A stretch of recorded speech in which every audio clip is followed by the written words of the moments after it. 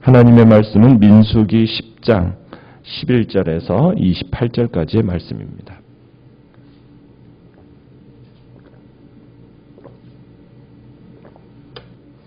민수기 10장 11절에서 28절입니다.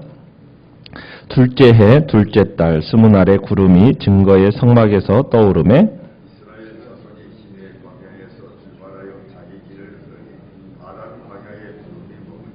이와 같이 그들이 여호와께서 모세에게 명령하신 것을 따라 행진하기를 시작하였는데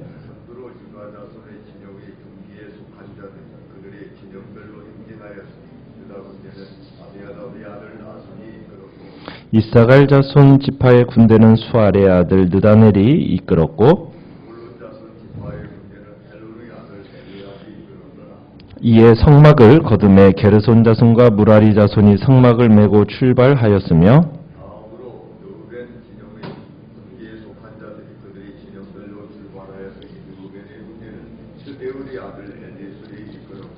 시몬 자손 지파의 군대는 수리사대의 아들 슬루미엘이 이끌었고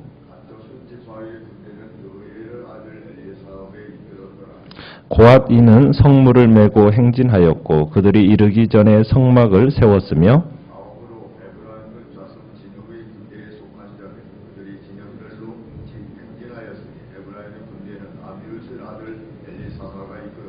므낫세 자손 지파의 군대는 부다술의 아들 가말리엘이 이끌었고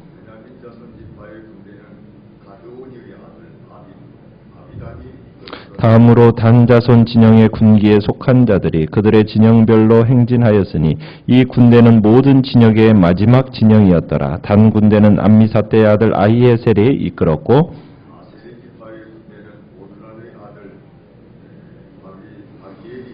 납달리 자손 지파의 군대는 에난의 아들 아히라가 이끌었더라. 행진할 때 이와 같이 그들의 군대를 따라 나아갔더라. 아멘. 오늘 말씀의 제목은 하나님과 함께 모든 지체와 더불어라는 제목으로 말씀을 나누고자 합니다. 이스라엘 백성이 애굽을 출애굽한 지 이제 14개월이 지났습니다. 시내산 주변에 머물기 시작한 지도 이제 거의 1년이 되어가고 있어요. 그동안에 이스라엘 백성들은 이 시내산에 머물면서 많은 것을 얻었습니다. 이 시내산에서의 1년이라는 세월은 이스라엘 전 역사에 있어서 무시할 수 없는 가장 중대한 시기였습니다. 왜냐하면 이들은 하나님과 언약을 맺었고요. 그래서 주의 백성이 되었습니다. 그리고 그곳에서 하나님의 시민, 하나님의 백성의 시민 헌장이라고 할 수 있는 율법을 언약 조항으로 받았습니다. 또한 이곳에 머물면서 그들은 하나님이 이스라엘과 함께 하신다는 상징을, 함께 하심을 상징하는 성막과 또 그 안에 사용되는 기구들을 만들었죠. 그러니까 그들이 만든 성막에서 또한 하나님을 섬길 제사장과 레위인들을 봉헌하는 봉헌식도 했습니다. 그러니까 지난 1년 동안에 시내산의 주변에 머물면서 이처럼 여러 가지 업적을 이루어낸 겁니다. 어떻게 보면 지난 1년은 어떻게 보면 나름대로 분주한 한 해이긴 했지만 또한 동시에 지난 세월 동안 혹독한 애굽에서의 노예 생활에서 도망 나오다시피 한 이스라엘 백성들에게 필요한 쉼을 준 한 해였다라고도 볼 수가 있습니다. 그러니까 이스라엘이 시내산에 머무는 동안에 그들은 참으로 자신의 정체성, 새로운 정체성을 확립하게 되고 누가 이스라엘의 공동체에 속한 자들인가 이것을 정의하는 그런 시기였던 거죠. 자, 이제 충분히 쉬었고 또 이제 시내산에서도 더 이상 할 일은 없었습니다. 이제는 약속의 땅을 향하여 떠나야 합니다. 자, 이스라엘이 떠날 때가 되었다는 것을 의식하게 되는 일이 발생을 하는데 그 일은 바로 무슨 일입니까? 11절에 보니까 성막 위에 머물러 있던 하나님의 구름이 떠오른 겁니다. 이제 그러면서 출애굽기 18장에서 멈추어졌던 이스라엘의 그 광야 행진이 이제 이야기가 다시 우리 이제 시작되는 것을 보게 될 겁니다. 자, 이 구름이 증거의 성막에서 언제 떠올랐습니까? 11절에 둘째 해 둘째 달 20날 이렇게 되어 있습니다. 자, 둘째 해 둘째 달 20날. 왜 이날에 출발을 했을까요? 지난번에 얘기를 했지만 6월절에 참여할 수 없었던 사람들이 있었습니다. 그렇죠? 6월절에 참여할 수 없었던 사람들은 한 달 후에 그 6월절 규례를 지켜야 했어요. 그렇죠? 그래서 이 한 달 늦게 6월절 규례를 다 지키고 난 이후 지금 구름이 증거의 성막에서 떠오른 겁니다. 그리고 어디를 향해 출발하게 되느냐? 12절에 보니까 바란 광야를 향해서 출발하게 됩니다. 자, 그러면 이스라엘 백성은 어떤 순서로 행진하게 됩니까? 오늘 본문에 우리가 봤던 이스라엘 백성이 여정을 떠나는 그 순서, 이 순서가 여정이 참 질서정연하다는 것을 우리가 생각할 수 있는데, 그런데 이 지파들의 행진 순서는 이미 앞에서 하나님이 정해 주셨어요. 그죠? 2장과 3장에서 그 정해진 순서를 따라서 하나님께서 이제 2, 3장에서 정해진 그 순서를 따라서 이제 이스라엘 백성들이 출발하는 장면을 우리가 보게 됩니다. 그러니까 하나님께서 정해주신 행군의 순서, 또 맡겨진 직무, 이것을 충실히 행함으로써 이제 그 집단이 어떤 집단보다도 더 신속하고 안정되게 이동할 수 있게 된 겁니다. 제일 먼저로 이스라엘의 선두로 이제 출발하는 지파가 어디입니까? 14절에 보시면 유다 자손임이죠. 그 유다 자손 진기에 속한 자들이 그 군대대로 진행하는 것을 보게 됩니다. 참 행군의 선두를 맡는다는 것은 어떻게 보면 참 명예로운 일이 아닐 수가 없습니다. 그러니까 유다 자손들, 그들이 가장 먼저 앞에 가요. 그런데 이 유다 자손들보다도 한 발 앞서 더 진행하는 게 있습니다. 그게 뭘까요? 33절을 한번 보시면은 뭐라고 되어 있냐면 여호와의 궤가, 여호와의 궤가, 여호와의 법궤가 바로 유다 자손들의 군대보다도 한 발 앞서도 진행을 합니다.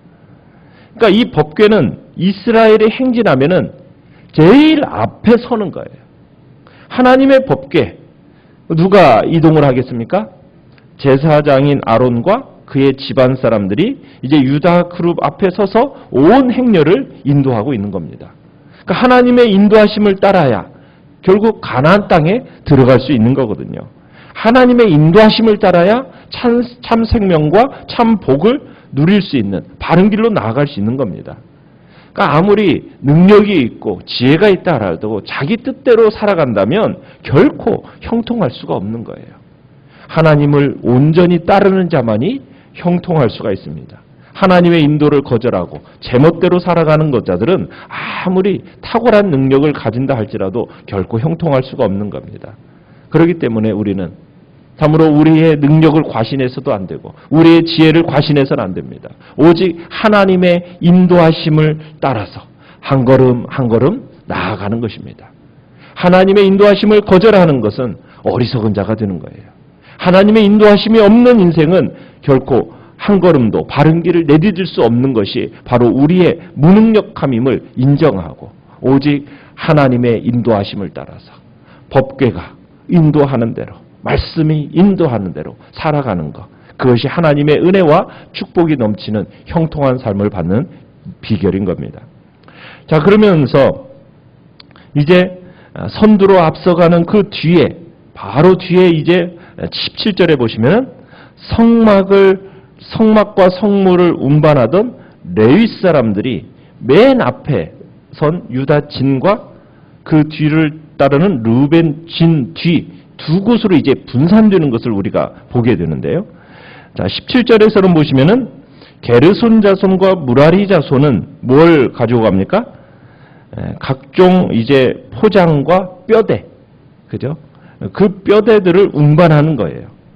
자, 그들은 어디와 어디 사이에 서게 되느냐면 게르손 자손과 무라리 자손은 유다 자손의 진하고 루벤 자손의 진 사이에 섭니다. 자, 그러면 성막 안에 성물을 운반하던 고앗 자손들. 자, 고앗 자손들은 어디와 어디 사이에 씁니까? 21절에 고앗 사람들이 나오는데 루벤 자손의 진과 에브라임 자손의 그 진 사이에서 이동을 합니다.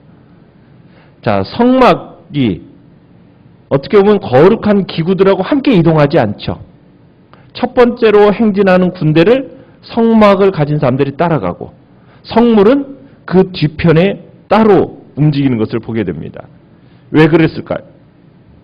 그 이유는 거룩한 기구들이 도착하기 전에, 새로운 진에 도착하기 전에 먼저 뭐가 세워지도록, 성막이 먼저 세워질 수 있도록 하기 위한 조치였던 거죠. 자, 그러면서 우리는 생각해 볼 것은 레위 자손들이 지금 이스라엘 백성들 사이에 끼어서 이동을 합니다. 그 이유는 물론 유사시 적들의 어떤 공격으로부터 하나님의 성막과 성물을 보호하려는 의도도 있습니다. 그런데 또 한편 이와 같은 조치를 통해서 이스라엘 백성들로 하여금 하나님께서 우리와 함께 계신다는 사실을 가시적으로 느끼도록 하기 위해서 행군 시에도 이스라엘 레위 자손들로 하여금 이스라엘 자손의 신앙을 돌보게 하기 위해서 그 사이사이에 들어가 있는 겁니다. 오늘날 우리 그리스도인들도 마찬가지입니다. 세상에 대해서 우리는 어떤 위치에 서 있어야 되는가? 우리는 세상과 괴리된 사람들이 아닙니다. 우리는 세상 속에서 세상 사람들에게 살아계신 하나님을 보여줘야 되고 그들로 하여금 하나님을 알 수 있도록 이끌어줘야 하는 것이 우리의 삶의 살아가는 삶의 방향이고 보여줘야 될 것이 우리의 책임이라는 거죠. 그러니까 하나님의 말씀을 맡은 성도는 이 세상에서 우리가 뛰어들어야 할 사역의 현장은 이 세상이라는 거죠. 하나님이 우리를 이곳에 보내주셨어요. 이것을 잊지 말아야 된다는 거죠. 물론 우리는 사단과 정말 세상과 피 흘리기까지 죄와 싸우면서 빛과 소금의 역할을 감당하는 것이 우리가 이 땅에서 살아가는 삶의 모습인 겁니다. 그렇게 하나님의 나라를 확장해 가는 것. 이게 우리에게 주어진, 우리를 부르신 그 목적에 부합된 삶이라는 것을 우리는 이곳에서 보게 됩니다. 맨 마지막 진영에 속한 자들은 어디입니까? 25절부터 27절까지 보면 단 자손의 진기에 속한 자들입니다. 모든 군대의 마지막 진영이에요. 이스라엘 행군 대열에서 제일 뒤편에 위치한 군대입니다. 자, 행군 대열에 있어서 가장 뒤편에 선다라는 것은 참 쉬운 일이 아니고 유쾌한 일이 아닙니다. 군대에서 행군을 해보면 맨 뒤에 가면은 정말 힘들어요. 그렇지 않습니까? 앞에서는 걸어가는데 뒤에서는 뛰어갈 정도로 되는 게 이게 뒤편 행렬의 참 어려움이거든요. 거기에다가 참으로 나고자들은 누가 다 챙겨야 됩니까? 뒤에서 다 챙겨야 돼요. 후방도 경계해야 되고 흩어진 전열도 재정비해야 되고 나고자가 발생하면 그 나고자도 돌보는 역할. 이게 어떻게 보면은 맨 뒤에 진에 있는 사람들의 몫입니다. 어떻게 보면은 참으로 앞에 가는 것이 더 자랑스럽고 명예로운데 맨 뒤에서 그런 어떻게 보면 힘든 것들을 다 책임지고 간다라는 것. 그런데 이 역할을 충실하게 감당해줘야만이 그 조직이 살아남는 거예요.